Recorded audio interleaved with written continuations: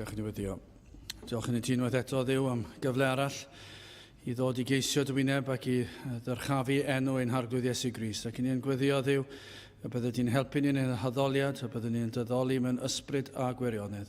Trwy gyrha bendithion ni nawr, i ni gofyn hyn oll trwy enw ac heiddiant ein harglwydd Iesu Grist. Amen. Diolch ni ddechrau'n gwasanaeth trwy ganu'r emyn rhif 265, 265 golwg, arglwydd ar dy wyneb sydd yn codi'r marw o'r bedd. Mae agoriad nef ac effern yna i'w deimlo ar dy wedd. Gair dy ras, pyr ei flas, nawr a ddetglu'n nghalon gas. 265 gwn i sefyll i'w chanu.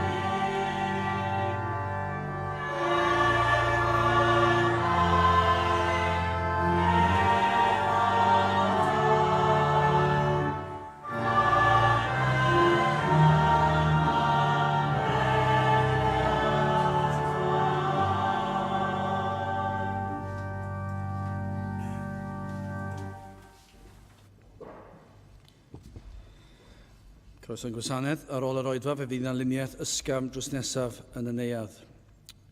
Bydd ein cwrdd-gweddi misol yn cael ei chynnal ar y drydydd nos Iau o'r mis, sef Hydref 16. Bydd ein cwrdd diolchgarwch yn cael ei chynnal Tachwedd y Chweched, nos Iau Tachwedd y Chweched. Mae'r wybodaeth ar y cerdiau yma sydd newydd gyrraedd. Felly mae croeso chi fynd â faint mynnwch chi, mae yna nifer ymlaen y capel, neu allwch chi ddod i ofyn i fi.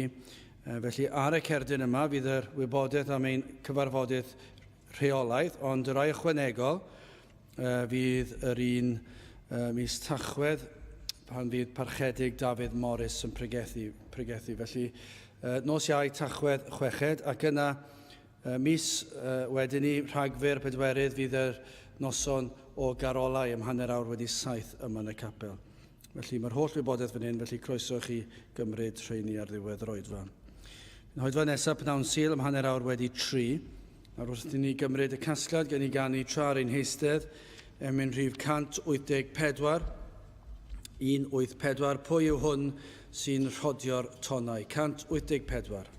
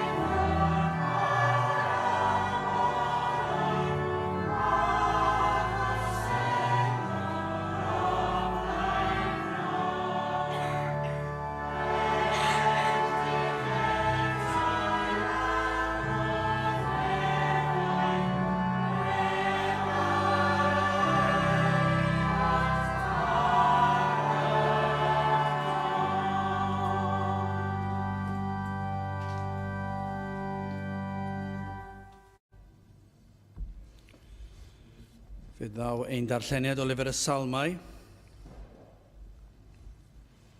Salm 17.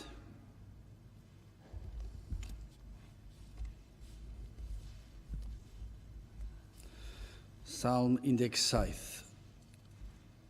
Clyw arglwydd gyfiawnder, ystyria fy llefain, gwrando fy ngweddi o wefusau didwyll, deed fy marn oddi ger dyfron, edryched y lygaid ar uniondeb, profaist fy nghalon, gofwyaist fi yn os, chwiliaist fi ac ni chei ddim, bwriedais na throseddau fy ngenau, tuag at am weithredoedd dynion, wrth eiriau dy wefusau ar ymgedwais rhag llwybrau o'r ysbeilydd, cynnal fy ngherddediad yn dy lwybrau, fel na lithro fy'n rhaid.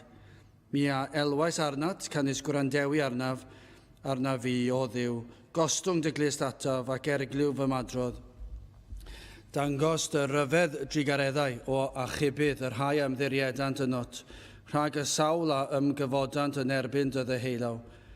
Cadw fi fel canwyll llygad, cudd fi dan gysgod a denydd. Rhag yr aniwiolion, yr rhai am gorthrymant, rhag fy ngelynion marwol, yr rhai am hamgylchant, ceasant gan ei braster a'i genau y llefarant mewn balchder, ein cyniwerfa ni a gylchnasant hwy ar awr hon, gosodasant ei llygaid i dynnu lawr i'r ddear, ei dill sydd fel llew a chwynachau ysglyfaethu, ac megis llew ieuanc yn aros mewn lleoedd dirgel. Cyfod arglwydd achub ei flaen ef, cwympa ef, gwared fy enaid rhag yr aniwiol, yr hwn yw dy gleddyf di. Rhag dynion yr rhai yw dy law o arglwydd, rhag dynion y byd, yr rhai y mae ei rhan yn y bywyd yma, a'r rhai y llenwais ei boliau athguddiedig drysor, llawn ydynt o feibion ac adawant ei gweddill i'w rhai bychain. Mae fi edrychaf ar dy wyneb mewn cyfiawnder, digonir fi pan ddihinwyf ath ddelw di. Byddai bendith Duw ar ei air sanctaidd ef. Gadewch ni nawr droi at ein harglwydd mewn gweddi.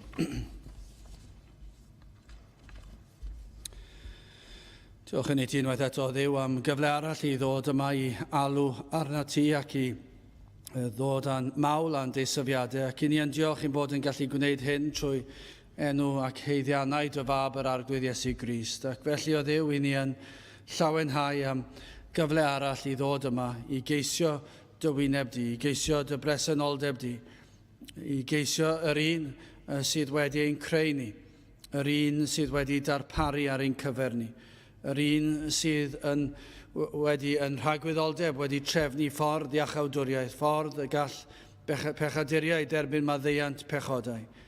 Ac felly o Dduw, at ti ni yn dod â'n diolchiadau, yn dod â'n maw, am yr hyn wyt ti, am yr hyn wyt ti wedi wneud, ac yn gofyn i ti o Dduw i drigyrhau wrth y môr newydd, ar i ti i ympresynoli dy hun yma yn ein plith, i ti fod yma yn ein haddoliad ni, i ti fod yma wrth i ni geisio dy wyneb di, i ti fod yma yn nerth yr ysbryd glân, yn dwy'n pobl ata ti dy hun. O Dduw, rwy ti yn gallu gwneud yr hyn sydd y tu hwnt i'n dychymyg ni, rwy ti yn gallu gwneud yr hyn sydd yn amhosibl yn ein golwg ni. Ac felly o Dduw, i ni yn cyffesu ein gwendid ni, i ni'n cyffesu ein methiant ni, ym mhob agwedd o'n bywydau, i ni yn cyffesu o Dduw nad ydym yr hyn dylsen ni fod, ac hefyd o Dduw yn cyffesu na fedrwn ni wneud unrhyw beth fydd yn gallu dod â phobl o'i tywyllwch i oleini'r efengil. Ac felly o Dduw yn ein gwendid, ond eto fel dy blant, i ni yn gofyn i ti i faddau, yn gofyn i ti fendithio ac i weithio unwaith eto. O Dduw, mae'r wlad hon yn gallu tystio i ddygawdau os nad canrifoedd o fendith, canrifoedd a chanrifoedd o ymweliadau yr ysbryd glân yn dwy'n pobl at groes yr arglwydd Iesu Grist ac yn rhoi ffydd iddynt i ymddiried ei heneidiau am dragwyddoldeb yn yr hyn a wnaeth yr arglwydd Iesu Grist trostynt. Ac eto Dduw, mae hyn wedi mynd yn angof llwyr o'r wlad hon. I ni wedi tystio hynny'n barod y bore yma, gyda gymaint miloedd ar filoedd o bobl yn tyrru yr ardal hon i wylio pobl yn rhedeg o Dduw, yn rhedeg ras, o nid y ras y bywyd ysbrydol sydd yn arwain at dragwyddoldeb, ond o Dduw yn chwarae gyda pleserau gwag y byd yma, ac yn anwybyddu dy ddydd di, yn anwybyddu dy air di, dy orchmynion di, o Dduw, i ni yn gofyn i ti, i faddau i ni fel gwlad am droi cefn mor sydyn, ac i droi cefn cymaint, wedi troi gymaint i ffwrdd oddi wrth dy bethau di, ac felly yn gofyn i ti, na fyddi di yn delio ni yn ôl ein heiddiannau, ond yn gofyn i ti i faddau ni ac i fendithio ni fel dy blant di. O Dduw, helpa ni sefyll dros y gwirioneddau hyn, i sefyll dros dy ddydd di, dros dy air di, dros dy orchmynion di, dros yr efengil sanctaidd yma. O Dduw, helpa ni sefyll yn gadarn. I ni yn gweld y bobl ar hyd y wlad yn troi at ffyrdd eraill o dyddoli di, ac yn gostwng safonau bywyd o sancteiddrwydd, ac yn ceisio efelychu'r byd. O Dduw, i ni gyd yn eog o hyn, ac i ni'n gofyn i ti faddau ni am hyn, a helpa ni fod yn rhai sydd yn byw ein bywydau yn llwyr i dy ogoneddu di. Felly, o Dduw, bendithia ein hoedfa yma, bendithia yn gwlad ni ar y diwrnod hon. I ni yn gweddio ar ei ti i ymweld âth bobl unwaith eto yn ein gwlad ni. A bydd na orfoleddu yn y nefoedd wrth weld pobl yn dod at y ti hyd yn oed y sul hon. I ni yn gweddio felly i ti fod yma gyda ni ac i ti fendithio'r cyfan y byddwn ni'n ei wneud, a bydd yr cyfan awnawn yn dwy'n clod i ddenw di. I ni'n gofyn hyn oll felly trwy enw ac heiddiant ein harglwydd Iesu Grist. Amen.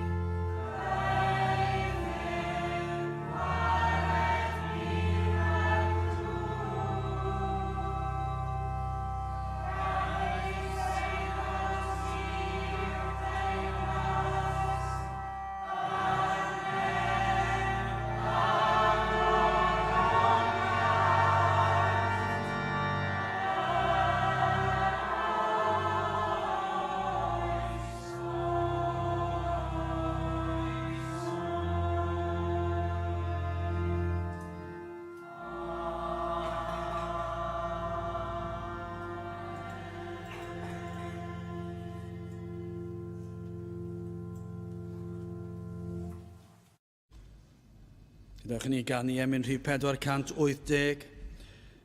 480 trwy ras rwyf arglwydd ger dyfron yn rhoi fy nghalon i ti. 430. Right. 430.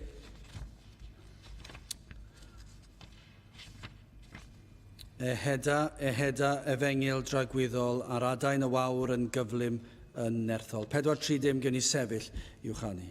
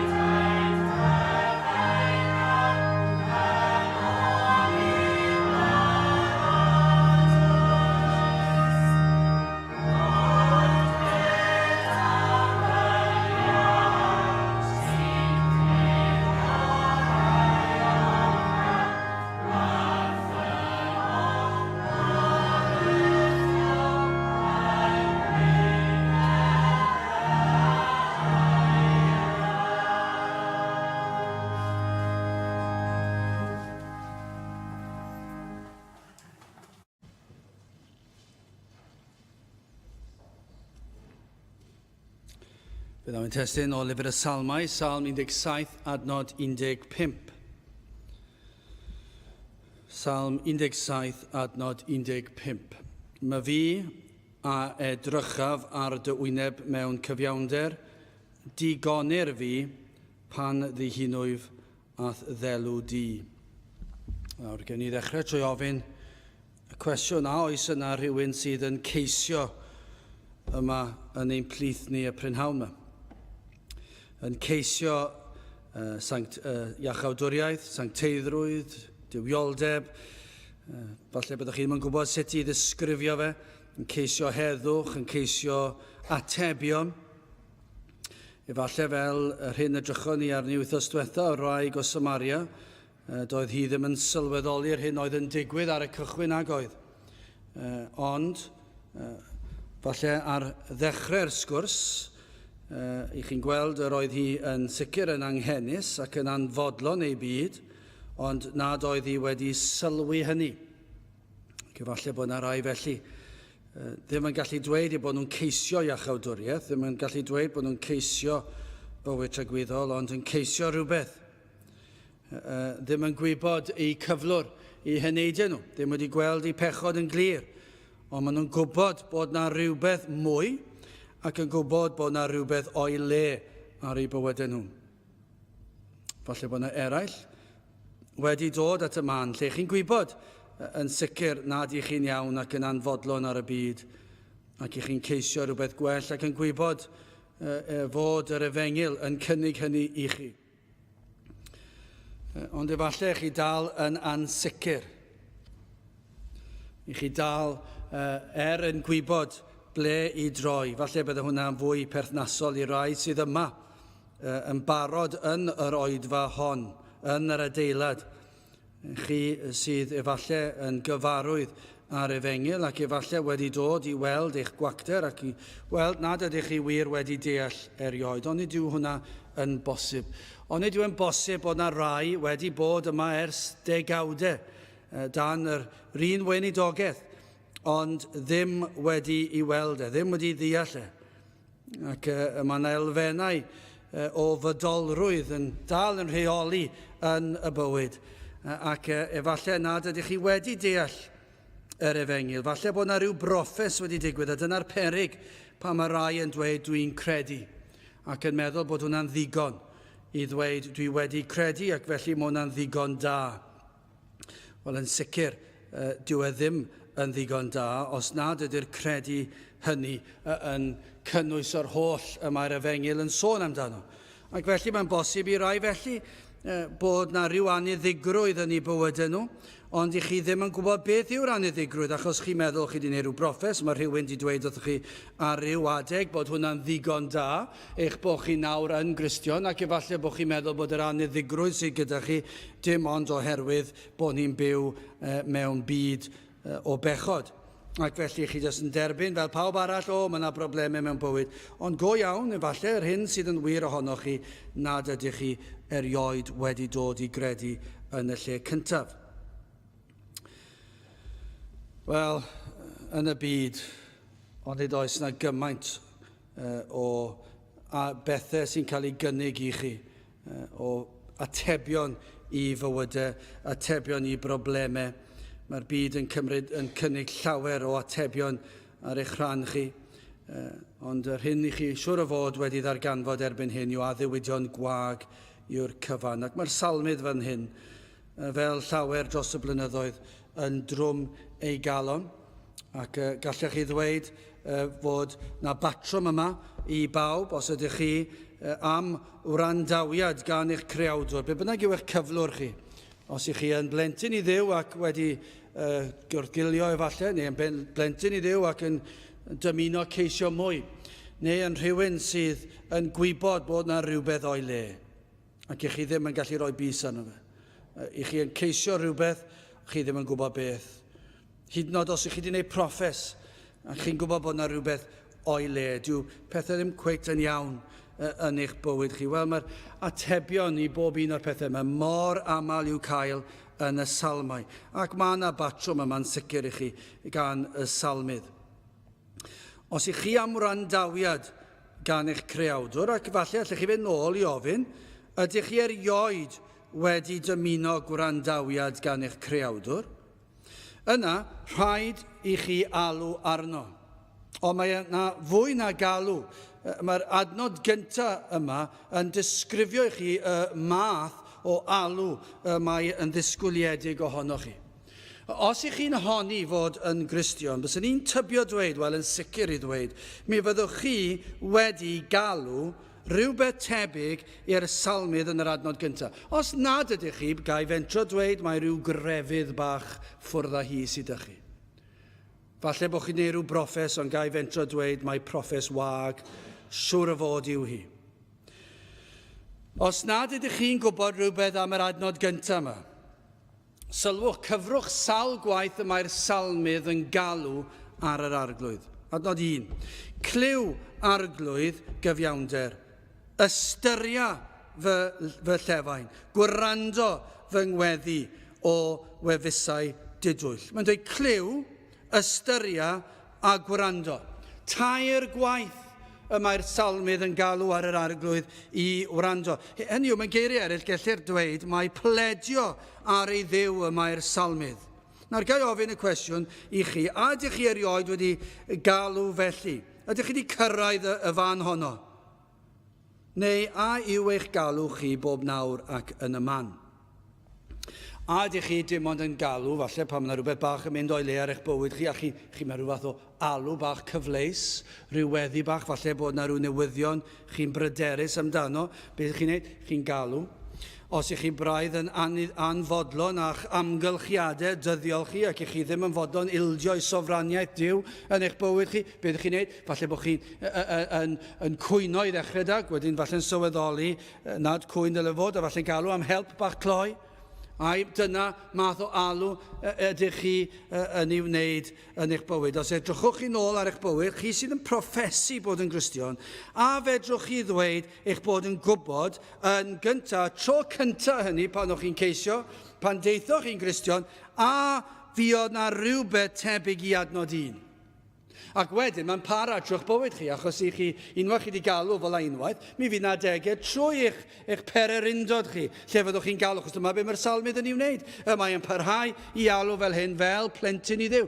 Ond mi fydd yna'r tro cyntaf pan y galwch chi, cliw arglwydd, ystyria fy llefain, gwrando fy ngweddi. Dyna I chi yr ymdeimlad dwys yma y mae'r salmydd yn ei ddisgrifio. A dyna I chi rhyw brawf bach fydd yn profi ble I chi arni. Os na adeg lle chi wedi dod yn eich bywyd chi, lle chi'n dyheu am wrandawiad gan Dduw, ac chi wedi pledio gydag ac wedi bod yn brwydro mewn gweddi, ac chi'n gyson yn dod yn ôl, ac falle bod yna bethau'n dod ar eich traws chi yn eich bywyd chi, ac chi'n goffod mynd ymlaen gyda'ch gwaith, ond yr eiliad cyntaf lonyddwch sydd yn dod I chi, mae'r baich yn cynyddu ac chi'n galw allan. Neu, a ydych chi'n anghofio amdano fe am tua bythefnos, 2 wythnos falle, mis. Falle bod yna rhyw oed fach chi'n clywed rhywbeth a chi'n licio fe a chi'n meddwl, ie, mae hwnna'n neud bo'r elli fi'n neud yn siŵr le dwi'n sefyll. Ac yna chi'n ôl i'ch bywyd bob dydd ar ddydd Llun ac yn gweld eich ffrindiau chi a chi'n cario ymlaen. Wel, rhyw fath o alw ffwrdd â hi yw hynny. Ond yr rhai sydd wir yn blant I Dduw, neu'r rhai sydd yn agos sai, rhai sydd yn agos, fydd na rai fydd rhywle ar hyd y daith lle fydd na gry yn dod fan hyn. Fe fydd yn dod ar ryw bwynt. Na, fel wythnos diwethaf, fe welon ni y wraig o Samaria, roedd angen arni, yn sicr roedd hi'n anghennus iawn, ond oedd dim dirnadaeth tan i'r arglwydd agosau, a gallwch chi ddweud wedyn ni, na daeth yr argyhoeddiad yn gyflym, a'r galw na, siwr o fod yn ei bywyd, dy'r darlun llawn ddim dynnu o'i hanes hi yn rhagwyddoldeb, gewn ni gyfarfod â hi, a fe geith hi roi'r hanes yn llawn I ni, o sut dath hi I gredion. Ond pytiau gafon ni yn yr disgrifiad wythnos diwethaf, ond yn siŵr, ar ryw adeg fe ddath hi yn ei bywyd o anghenion, fydde rhyw alwad efallai bod angen help arni, ond yna wrth agosau bod yn dod. Ac felly gyda chi, mae'n mynd I fod yna. Bo chi'n galw am gymorth. Wel, beth mae'r salm yma'n dweud yn gyntaf? Hoffwn ni dorri'r salm I 2 rhan. beth mae'r salmid yn ei ddisgrifio o ran y byd yn gyntaf? Beth yw'r hyn y mae'r byd i'n dysgu am y byd? Ac yna o ran Crist ei hun. Beth allwn ni ddysgu o ran Crist fan hyn yn y salm? Ac yna yn olaf o ran my fi, adnod 15, o ran fi fy hunan. A chi sydd yma heddi. O ran fi, beth mae'r salmyd yn ei ddweud wrtha i. Wel, yn gyntaf, o ran y byd. Mae'r hyn i ni'n ei ddarllen drwy gydol y salm yw, unwaith eto, gwrthwynebiad y byd tuag at y saint, neu fan hyn tuag at y salmyd, adnod 9, rhag yr aniwiolion, yr rhai am gorthrymant, rhag fy ngelynion marwol, yr rhai am hamgylchant. Ond nid yw yr un hyn stori, a dyna fydd hi. Pam yn ni'n rhyfeddu bod yna bobl sydd yn ein cysau ni gymaint? Pam yn ni wastad yn eistedd nôl meddwl pam bod nhw'n cysau ni gymaint? Beth dwi wedi wneud sydd wedi gwylltio rhain ac i chi meddwl chi wedi trio bod y gymorth iddyn nhw, chi wedi bod yn garedig iddyn nhw, a maen nhw dal i'ch cysau chi. A ni ddim yn ei ddeall. Wel, mae'r salmyd wedi cael yr un peth ac mae'r arglwydd Iesu wedi cael yr un peth. Felly pam yn ni'n cwestiynnu'r peth? Ond mae e'n anodd, serch hynny, ac mae'r salmyd yn ei brofi fe. Mae e'n rhywbeth anodd. Mae e'n gweld yr aniwiolion yn ei orthrymu fe, gelynion marwol. Maen nhw'n amgylchynu y salmyd. Mae'r atgasedd tuag ato. Ond bod y salm yma'n disgrifio atgasedd y byd tuag ato, i ni'n gweld disgrifiad o'r byd yn adnod 14.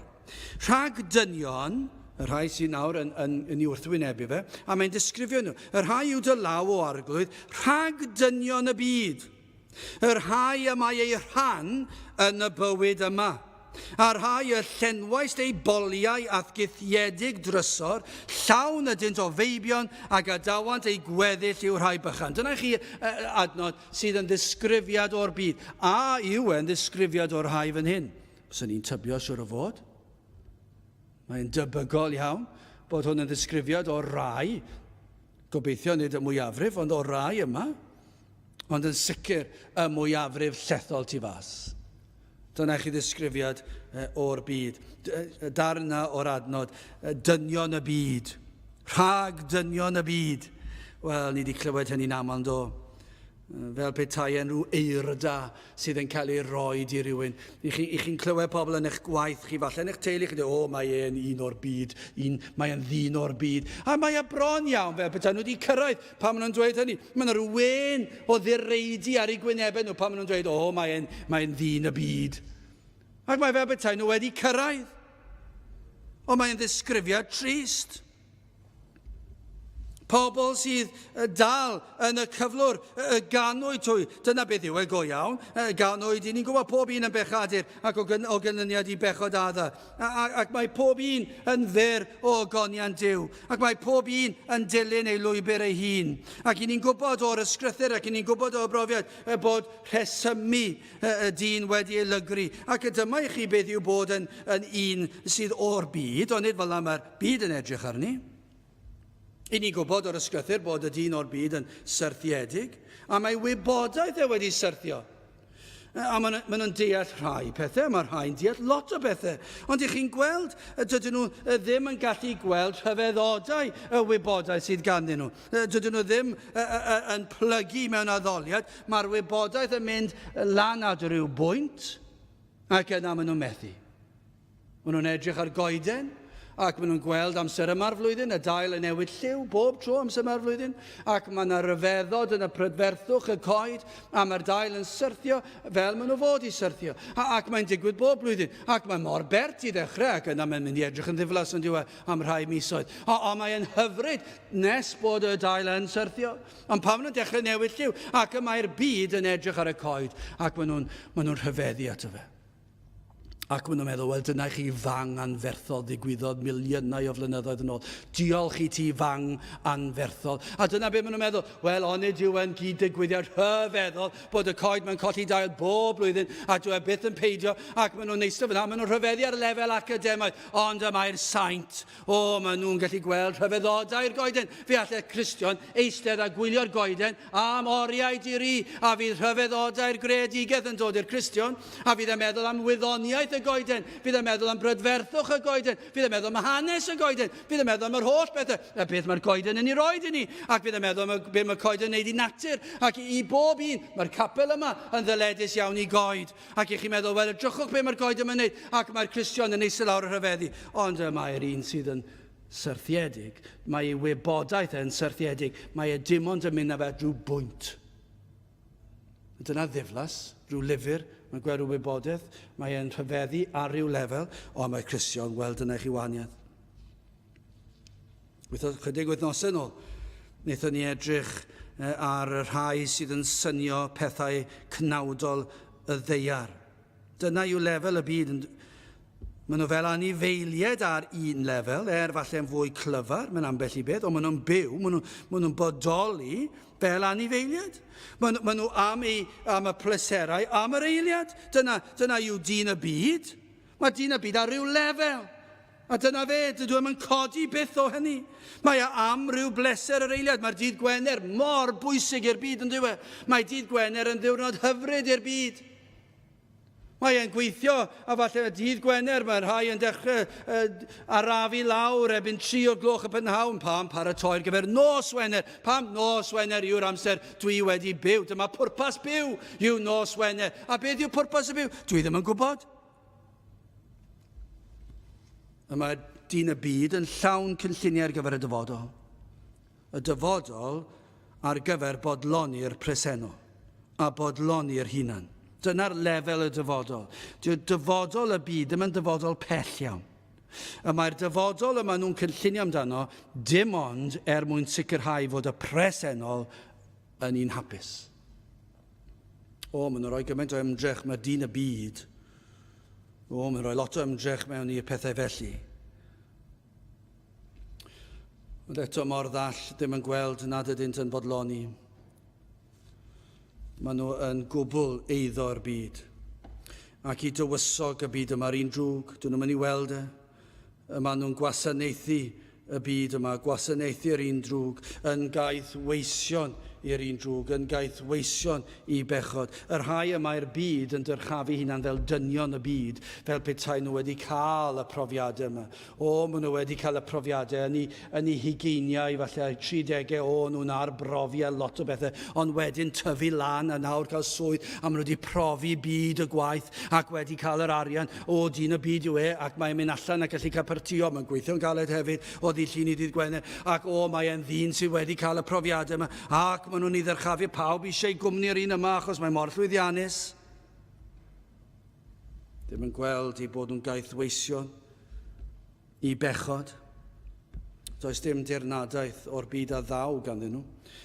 Does dim dirnadaeth o'r tragwyddol o'r ysbrydol. Mae'r salmydd yn dweud, rhag dynion y byd, y rhai y mae ei rhan yn y bywyd yma. Dyna'r union ddisgrifiad ohonyn nhw. Mae ei rhan yn y bywyd yma. Dyna pa mae'n cael ei galw yn ddyn y byd. Ond y byd y presennol. Mae holl bywydau nhw'n rhan o'r byd yma. A maen nhw'n gobeithio i'r dim nad oes byd i ddod. Dyna chi'r broblem. Mae'r rhan yn y bywyd yma yn gobeithio nad oes na fyd i ddod. Ond ydyn nhw. Ewch chi ar hyd fyna. Petai ni wedi dal i fyny ar hynna yn rhedeg heddi. Ac yn rhedeg ac yn... Iawn, falle yn rhedeg am ryw achos da. Ond gallen nhw wedi rhedeg am achos da di Sadwrn. Ond i dorri'r sil. Ond dwedwch chi petai ni wedi dal lan dyn nhw. Pa bynnag ddwrnod yr wythnos yw e. A petai nhw wedi cael cyfle i cael sgwrs dyn nhw. Ac wedi gofyn iddyn nhw. Oes na fyd i ddod. Mi fydda'r mwyafrif llethol. Dwi'n gobeithio ddim.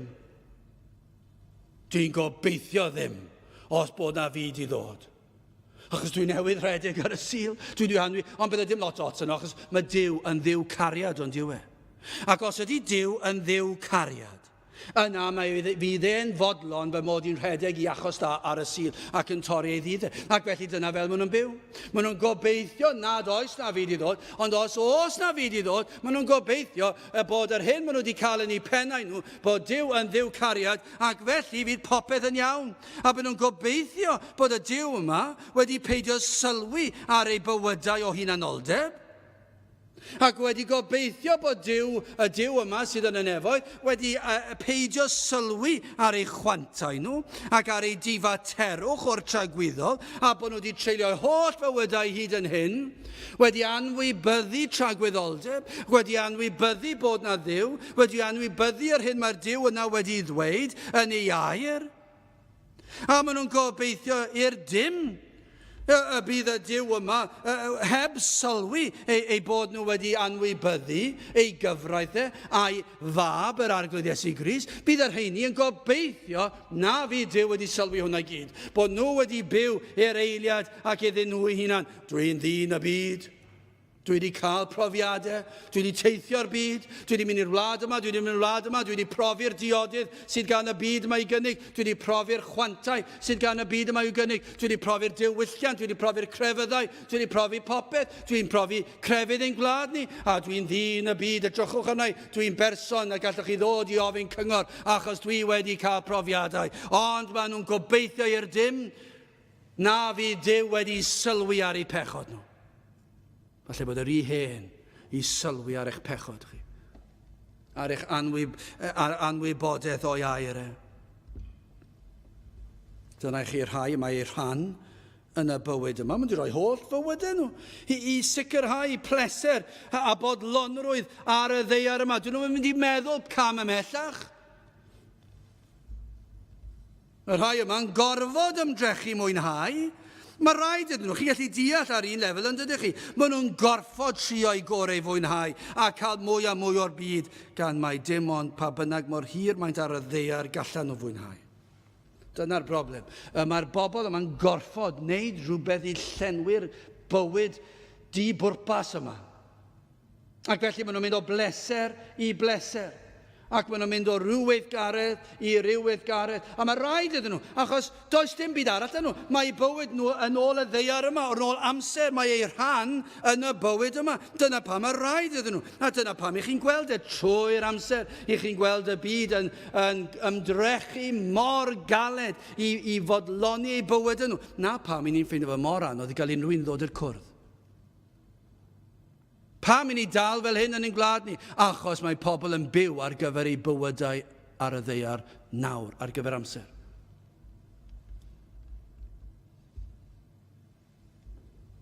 Does dim gobeith arall ganddyn nhw. Mae'r adnod yn mynd ymlaen. A rhai y llenwais ei boliau athguddiedig drysor, llawn ydynt o feibion a gadawant ei gweddill i'w rhai bychan. Beth mae hynny'n olygu? Mae'r disgrifed yma o'r trysor cuddiedig, neu'r air a'r arian, a gloddiwyd yn dymderoedd y ddeiar. A beth maen nhw wedi llenwi ei boliau a'r trysorau yma? Ond nid yw'n wir. Ond nid yw cyfoeth yn rhywbeth y mae pobl am lenwi ei boliau ege. Ac mae'r cyfoeth yma yn galluogi fwy o fwynhad o bethau'r ddaear. Y mwyaf o arian gewch chi, y mwyaf fedrwch chi fwynhau yn ôl pob sôn pethau'r ddaear. Ond petai chi'n edrych, fi'n cofio fel athro yn dysgu daearyddiaeth, ac roedd nhw glip o'r wlad yn Affrica, ac roedd yna raglen wedi bod ar yr teulu yma, ac o'n i'n ei gwaith ar plant. Ac o'n i'n gorfod troi'r pwnc o fod yn daearyddiaeth i rhywbeth arall, achos o'n i'n gofyn i'r plant, chi wedi sylwi ar y plant sy'n cael ei ffilmio. Nawr, dwi'n gwybod falle bod nhw wedi newid ar gyfer y camerau, ond o'ch chi'n cael yr ymdeimlad yma. Roedden nhw'n byw mewn rhyw stafell allan o fwd, un stafell i'r holl deulu, a pentref o hytiau wedi cael ei wneud allan o fwd, a'r tir yn sych. Ac roedden nhw gerdded trwy'r bore i gyrraedd ryw ysgol dros y mynyddoedd, a nhw'n gofio cerdded trwy'r bore. Ac o'ch chi'n gweld ar eu gwynebau nhw gwên anferthol drwy'r amser. Gwyn anferthol. Oedd e'n anhygoel. A'r plant oedd yn chwarae, rhai'n pen draw yn chwarae gyda rhyw bel o'n nhw wedi wneud o rhywbeth, ac o'n nhw mor hapus. Does un ag yw'n anod? Does dim teledu dyn nhw. Does dim gwely dyn nhw. Does dim cader dyn nhw. Does dim yr holl beth yma dyn nhw. Ac eto gyd, nhw'n edrych lot o pisach na'n gwlad ni. Ond eto i gyd, yn ein gwlad ni, ni'n cael yr holl gyfoeth yma. A beth mae'r gyfoeth yma'n neud? Mae pobl eisiau mwy o bethau. Yn meddwl bod hynny'n mynd i ddod â hapusrwydd iddyn nhw. Felly, fwy o arian sydd â chi, fwy o gallwch chi wario arnoch chi eich hunan, mwyn cael pethau gwell. Ac ar ôl i chi cael y peth gwell, fyddwch chi eisiau peth gwell na hynny. Ac ar ôl hynny, mae rhaid chi fwynhau eich gwyliau. A ar ôl cael y gwyliau yna, chi eisiau gwyliau gwell. Ac ar ôl hynny, chi eisiau dod nôl a chi eisiau gwell a'ch bywyd chi to. A mae'n mynd ymlaen. Maen nhw'n llenwi eu boliau a'r trysor cuddiedig yma. Ond dwi'n byth yn bodloni. Ni'n gweld yn diwn ni sut mae cyfoeth yn chwarae rhan bwysig iawn o fywydau. Ni'n gweld gyda ffordd mae'r wlad yn cael ei redeg. Nawr, dwi ddim eisiau gwneud pwynt gwleidyddol yma, gellir dadlau mai dyna yw ond gallwn ni esgusodi fi hunan trwy dweud mae hwn yn wir siwr o fod am y mwyafrif o partion gwleidyddol. Ni wedi weld ac fe fyddwn ni'n ei weld yn yr wythnosau sy'n dod. Ni'n di dechrau gweld e'n barod. Dyma yw ei dadleuon, bob tro. Dwi eto i weld rhywbeth gwahanol. Os yw parti gwleidyddol yn gweld y gefnogaeth dros ein hwy yn lleihau, beth sy'n digwydd? Chi roed wedi sylwi be maen nhw'n wneud? Mae yna ddewidion yn dod i'r rheini sydd wedi colli eu cefnogaeth, y byddan nhw yn cael mwy o arian rywsut. Dyna sut mae'n gwlad ni, yn gwledydd ni, neu'n gwledydd cyfagos i ni, a rhai sydd yn gyfoethog, yn rheoli y gwledydd yma nhw ynddi. Dyna'r addewidion o fwy o gyfoeth. Byddan nhw'n dweud, fe fydd na lai o drethu ar rhai. Os maen nhw'n gweld bod nhw'n cwyno, fe gewch chi lai o drethu. Bydda'n yn aml iawn, maen nhw'n torri addewidion nhw, ond yr addewid maen nhw'n rhoi i'r boced. Maen nhw'n dweud, os newch chi pleidleisio dros da i, fe fydd eich poced chi yn llawn o arian.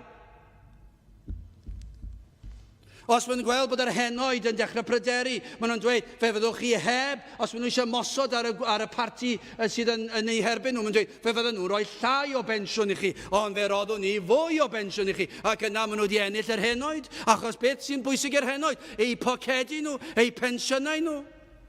Yr ifanc, beth sy'n digwydd iddyn nhw? Maen nhw'n dweud, fe newn ni helpu chi'r ifanc cael eich cartrefi newydd chi. Fe newn ni ostwng y llog ar eich morgais chi, ac fe newn ni helpu chi, ac yna gobaith yw y byddai pocedi nhw'n llawnach yr addewid. Hynny yw gan amlad yw'r addewid ddim yn cael ei chadw, ond maen nhw'n addo i chi. Pam? Achos mae'r salmydd yn dweud, maen nhw'n llenwi eu boliau a'r trysor cuddiedig yma. Dyna sut y mae dyn yn byw. Dyna sut mae gwleidyddion yn sylwi. Maen nhw wedi sylwi be mae'r salmydd yn ei ddweud. Dyn nhw ddim wedi gweld yn bellach na, ond mae gwleidyddion wedi deall rhywbeth.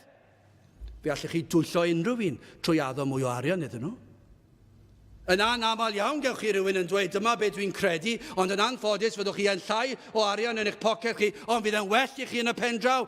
Sa'n nhw'n mynd i lwyddo rhyw lawer nagyn. Achos mae mwyafrif o bobl heddi ar y lefel o eisiau mwy o arian ac eisiau pocedi nhw, a dwi eisiau bod yn gyffyrddus ac fy mhlant. Dwi eisiau fy mhlant i fod yn gyffyrddus.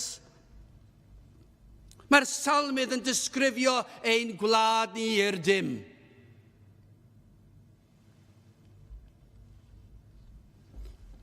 Pam? Dyma dywed gair Duw sydd yn wir o'r bobl.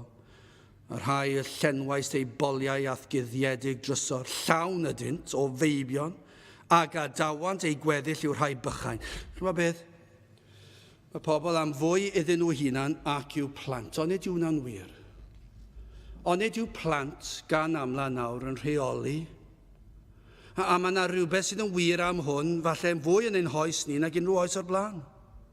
Mae rhaid fi adael etifeddiaeth dda i'n plant i. Nawr wrth gwrs ar ryw lefel, i ni eisiau gwneud hynny, ac mae'n iawn i wneud hynny. Ond mae yna ryw lefel sydd wedi dod.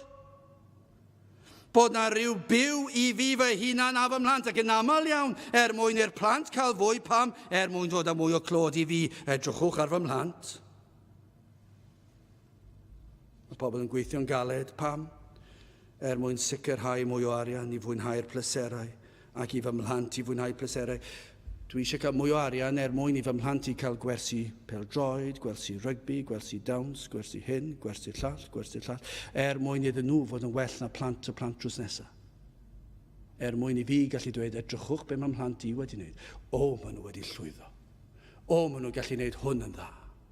Ac mae pawb yn edrych yn nhw fel plant y byd, ac yn tyfu lan i fod yn bobl y byd. Ond nid ni'n clywed am lwyddiannau plant. Ewch chi unrhyw le, unrhyw swyddfa, unrhyw stafell athrawon, unrhyw le, ac fe glywch chi, siwr o fod, bob dydd, rhywun, rhywsut, dim ond yn gadael i chi wybod, rhyw lwyddiant bod ei plant wedi wneud.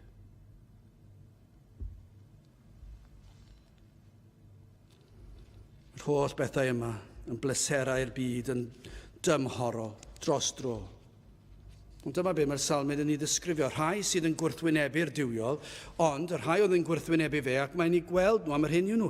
Maen nhw yn mwynhau eu bywydau ar y ddaear nawr. Dyna yw eu bywyd nhw.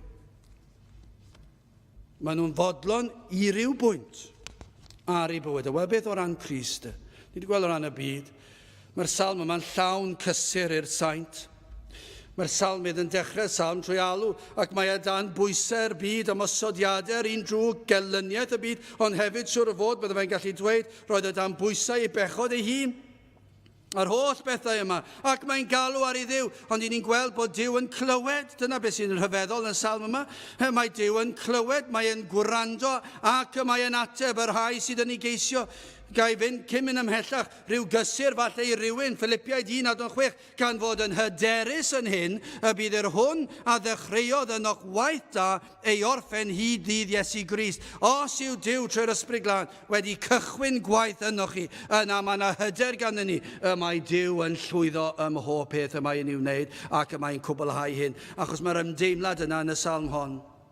Os yw chi wedi dechrau galw ac wedi crio, yna os yw Duw wedi cychwyn y gwaith yma, fe fydd yn ei gyflawni. Os yw chi wedi profi y cri y galon, nid y ffwrdd â hi cri. Nid dwi'n ffeindio fe'n anodd ar y funud cri. Nid mae pethau braidd yn anodd, felly na i alw ar Dduw yn y gobeith y bydd yn dod â fwy o arian i fi, fwy o gyfoeth i fi, mwy o ffrindiau i fi, ac yna dwi'n hapus fy myd. Neu dwi wedi colli mas ar rhywbeth arbennig mewn bywyd, ac os na i alw ar Dduw bydd yn dod â hwnna i mi. Nid yna'r efengil. Yr efengil yn ôl y salmydd fan hyn yw, mae yna cri o'r galon, mae dan bwysau. Ac adnod 6, mi a elwais arnat, canis gwrandewi arna fi. O Dduw, gostwng dy glist ataf ac erglyw fy ymadro. Dyna chi gysur. Chi sydd yn ceisio.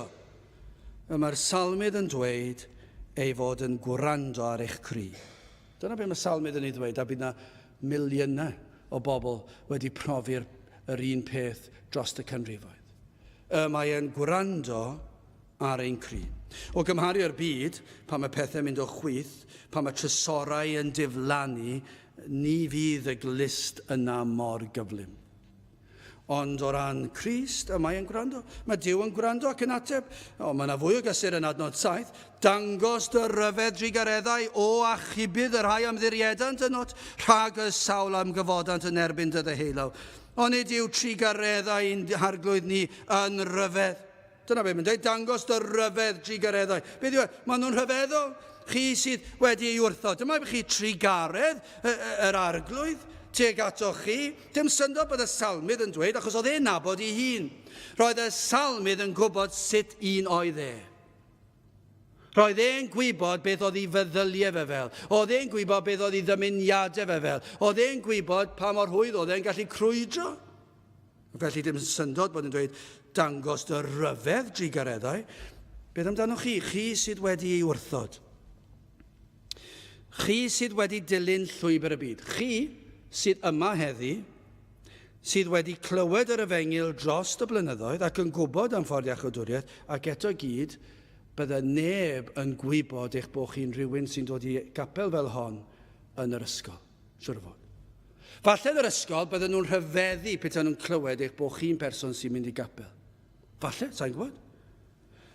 Falle yn y coleg, byddwn nhw'n rhyfeddu i glywed bod chi yn un o'r rhain sydd yn mynd i gapel Efengylau, sy'n pregethu fel i ni'n pregethu, ac yn rhoi disgwyliadau ar fywyd, ac chi'n byw mor gul ac mor galw. Chi'n un o'r rhain, ond falle yn y gwaith, yn y coleg, yn yr ysgol, fydden nhw ddim wedi meddwl am y peth. Falle bod nhw'n gwybod, dwi wedi clywed rhywbeth pan ti'n bach o ti'n mynd ysgosi. Ond falle dyna fe, chi wedi cadw ei ffwrdd o nhw. Achos falle pan mae rhywbeth yn dod yn yr ysgol, i chi wedi meddwl am rhyw esgus yn lle dweud nhw, dwi'n blentyn i Dduw, a dwi ddim yn dod gyda chi i'r lle yna. Ond yn lle ni, chi dweud, sori, dwi ddim yn gallu dod achos dwi'n brysur. Pwy sydd yn siarad fel yna? Yr rhai sydd â chywilydd o'r arglwydd. Mae plant yr arglwydd yn dweud, dwi ddim yn gallu dod, ond byddai'n gallu cwrdd ati rhywle arall. Yr heswm dwi ddim yn gallu dod, dwi ddim yn gyffyrddus yn y llefydd yna. Maen nhw'n llefydd brwnt. Maen nhw'n llefydd o anfoesoldeb, neu llefydd o feddw dod, neu mae'r iaith yn beth bynnag. Ond mae'r Cristion yn dweud yn wahanol. Ond falle bod chi wedi bod fel yna. Falle bod cwilydd wedi bod â chi yn yr ysgol, yn y coleg, yn y gwaith. Falle bod chi'n hyn a bod bywyd wedi mynd heibio a chi ddim wedi dweud o'r bobl. Ond chi'n gwybod beth? Dyma be mae'r salm yma'n dweud, mae'r arglwydd yn rhyfedd ei drigareddau tuag ato chi. Chi ddim yn ei heiddi fe. Chi wedi cael yr holl fendithion o'r Efengyl, i chi'n sicr ddim yn ei heiddi fe. Chi wedi cael yr holl wahoddiadau yr Efengyl. Chi wedi cael y dro ar ôl tro. Chi wedi cael eich rieni yn gweddio drosoch chi, teulu'n gweddio drosoch chi, yn cyflwyno, yn rhybuddio, yn eich cadw chi o beth y drwg y byd yma, ac i chi dal di wrthod chi ddim yn heiddi dim, ond dim ni sy'n penderfynu. Mae'r salmydd yn dweud, mae'r arglwydd yn rhyfedd i drigared, achos mae eisiau dangos trigared tuag ato chi sydd wedi wrthod. Dyna chi'r Efengyl. Chi sydd wedi creu rhyw grefydd cysurus eich hun.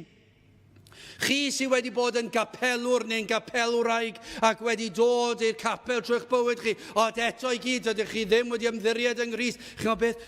Mae'r arglwydd yn llawn trigared tuag ato chi. Eich bod chi wedi creu crefydd newydd. Does dim enw swyddogol arno fe, ond y crefydd i chi wedi creu yw fy ngrefydd personol i. Ond mae Duw yn llawn trigaredd tuag ato chi. Mae e'n barod, mae e'n dymuno, mae'n mynd allan o'i ffordd i ddangos trigaredd tuag ato chi.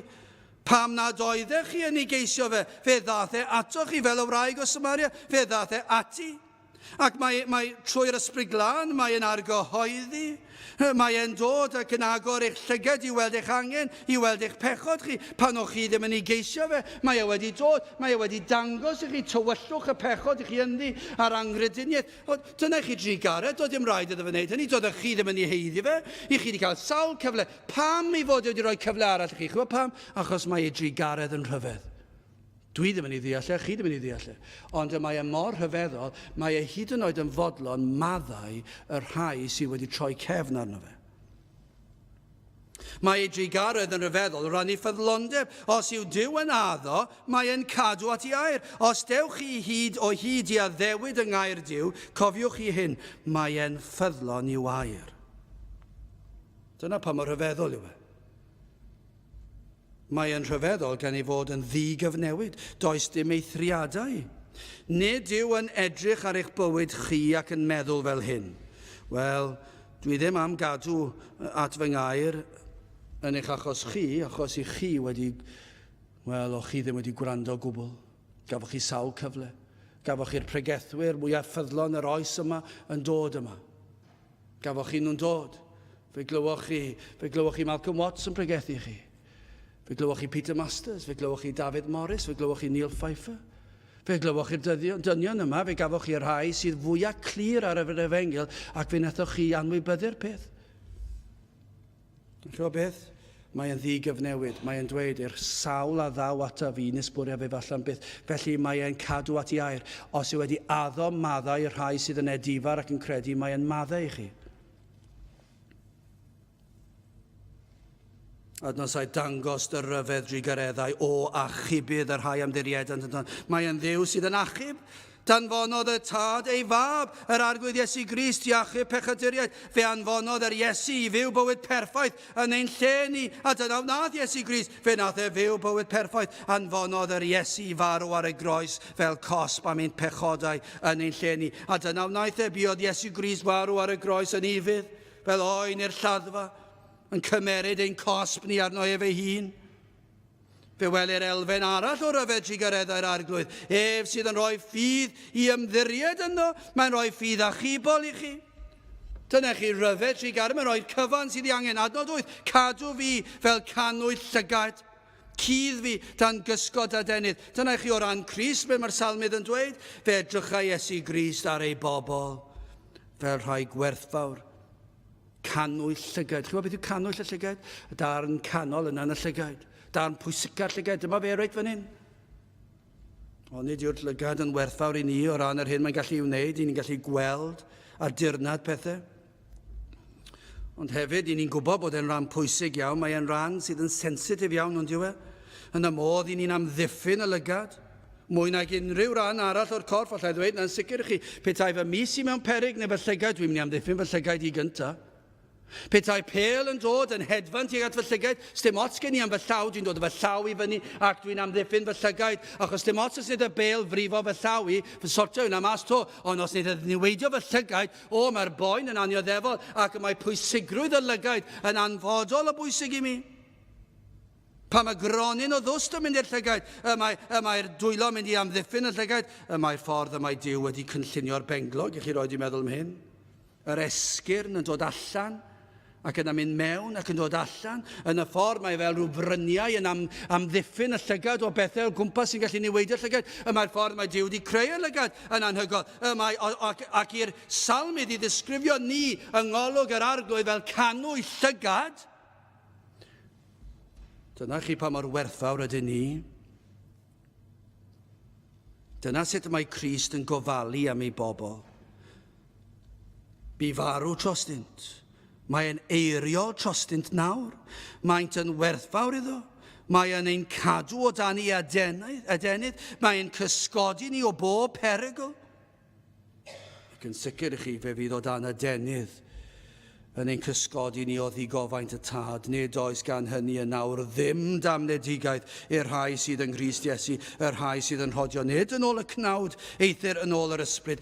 Mae'n amddiffyn ni rhag y pethau hyn. Dyna i chi o ran Crist, mae'n gofalu am y saint. Mae wedi darparu popeth ar ein cyfer ni. Maddeuant i'r rhai sydd yn edifeiriol. Fe gymerodd Crist y gosb ar y groes. Fe nath e gyflawni'r gyfraith yn ein lle ni. Mae wedi gwneud popeth i ni. Mae'r tad yn fodlon ac aberth yr Iesu. Wel, yn sydyn i orffen yn drydydd. Beth mae'r salm yn dweud o ran my fi. Nid yn aml fyddwn ni'n dweud hyn, falle dyma'r un o'r ychydig troion fyddwn ni yn ei ddweud e. Ond petai ni chi'n darllen y cyfieithiad Saesneg, as for me. O ran my fi. Mae'n dod yn chydig bach yn gliriach yn y Saesneg. O ran my fi, adnod 15.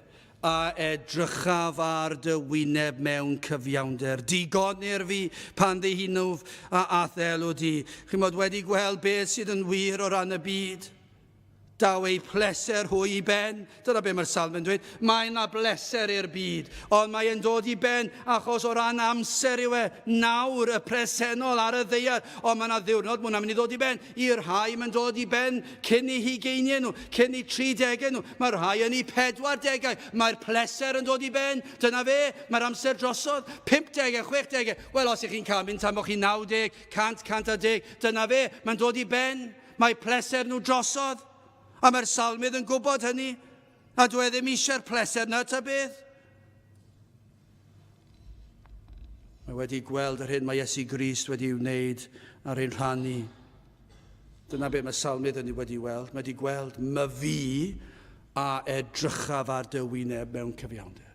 Dyna be dwi'n mynd i wneud. A beth amdano chi te? Beth amdano chi? Beth sydd yn wir yn eich bywyd chi, nid eich teulu chi nawr, nid eich cyfeillion chi, eich cyfoedion chi, o ran chi, my fi, pan ddawr dydd, bydd pob un yn atebol, byddwn ni'n sefyll o flaen ein barnwr ni, beth o ran chi. Beth gellir dweud am eich bywyd chi lan at nawr? Yr hyn mae'r salmydd yn ei ddweud, ei fod yn fodlon ei fyd. O gymharu yr hyn y mae'r byd yn ei gael.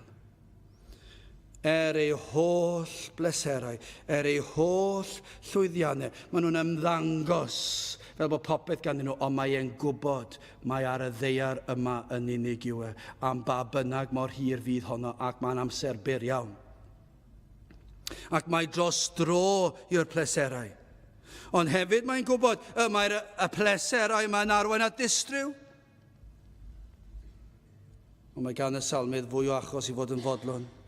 Yr amgylchiadau allanol sydd yn ymddangos yn waith, yn anodd i'r Cristion, ond yw yn aml iawn mae amgylchiadau'r Cristion gallu edrych lot yn waith ac yn anodd i lawer, falle'n dlawd, efallai dioddef.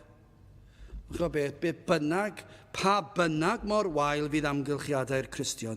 Mae'r Cristion yn gallu dweud be mae Salm 4 adnod 7 yn dweud, rhoddais lawenydd yn fy nghalon mwy na'r amser yr amlhaodd ei hyd a'i gwyn hwynt. Dyna be mae Salmydd yn ei ddweud. Os gewch chi glorian, ac os newch chi gymharu, o ran y pleserau'r byd ac i rai, mae'n ymddangos fel bod nhw'n orlawn.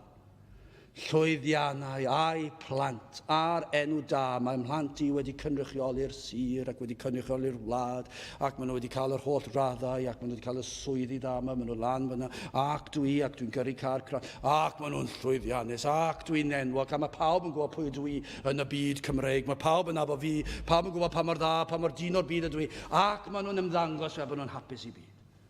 Ac mae'r clorian lawr fan hyn, falle bod ein pleserau ni o ran nhw yn edrych fel dim.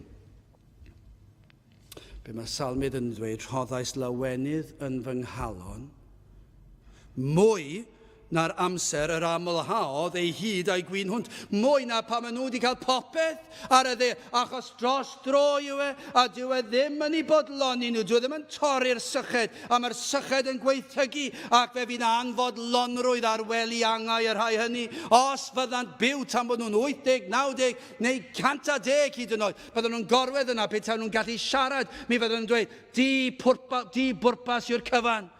Ond yma'r Cristion yn wahanol.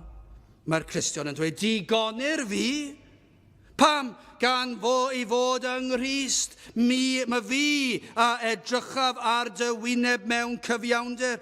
Mae'n mwynhau presenoldeb yr arglwydd. Mae'n gwybod bod cyfiawnder Crist yn ei orchuddio'n llwyr. Mae'n gwybod ei fod yn sefyll o flaen y tad yn gwbl lan. Dyna chi heddwch. Mae wedi olchi yn y gwaed. Mae wedi orchuddio nghyfiawnder y mab. Dyna i chi sydd yn ei fodloni fe.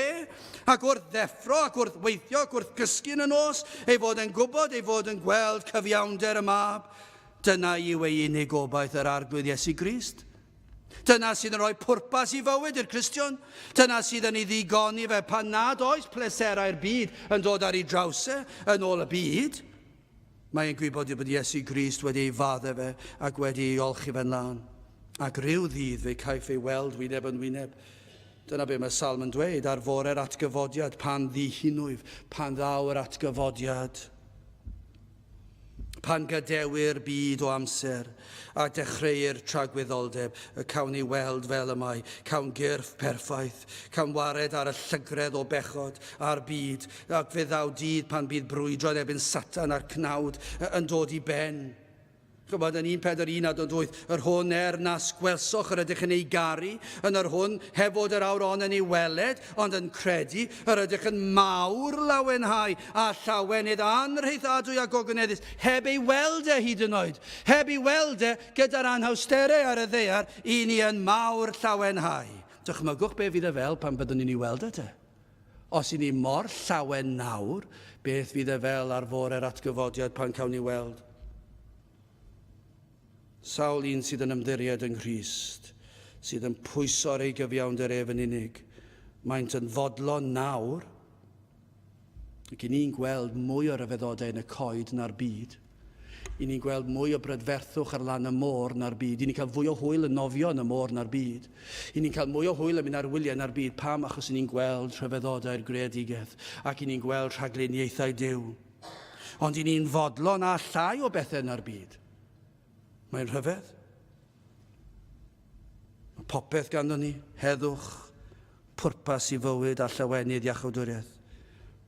Ac fe fydd na fodlonrwydd yn rhagwyddoldeb. I gloi, dwi jyst yn mynd i ddarllen emyn 195.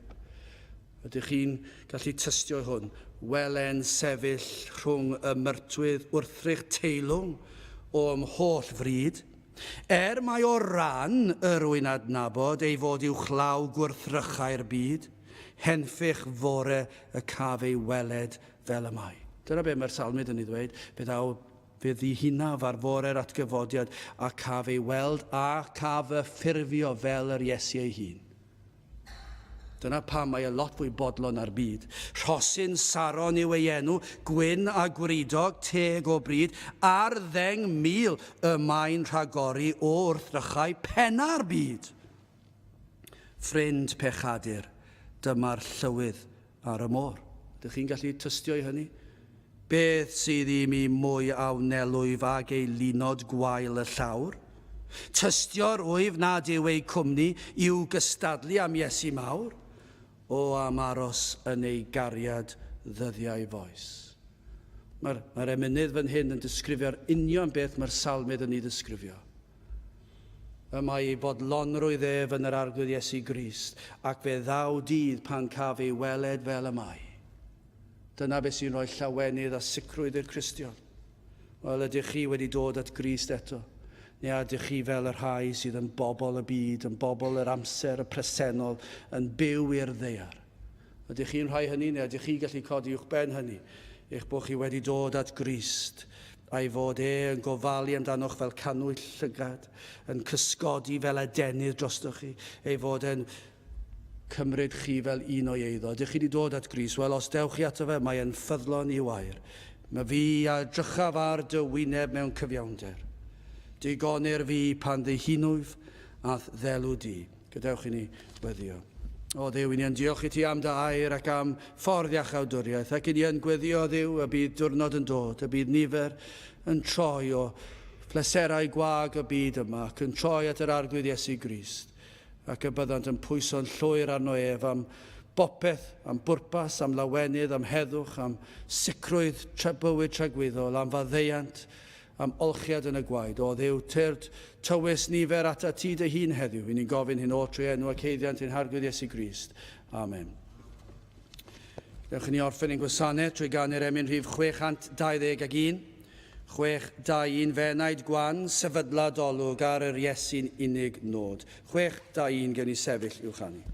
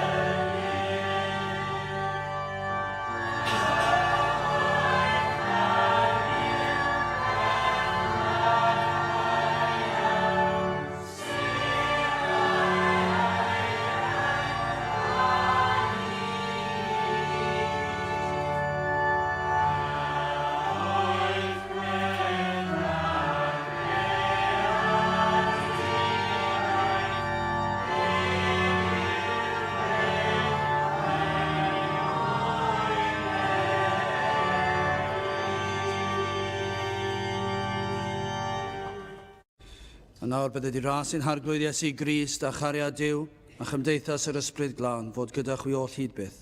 Amen.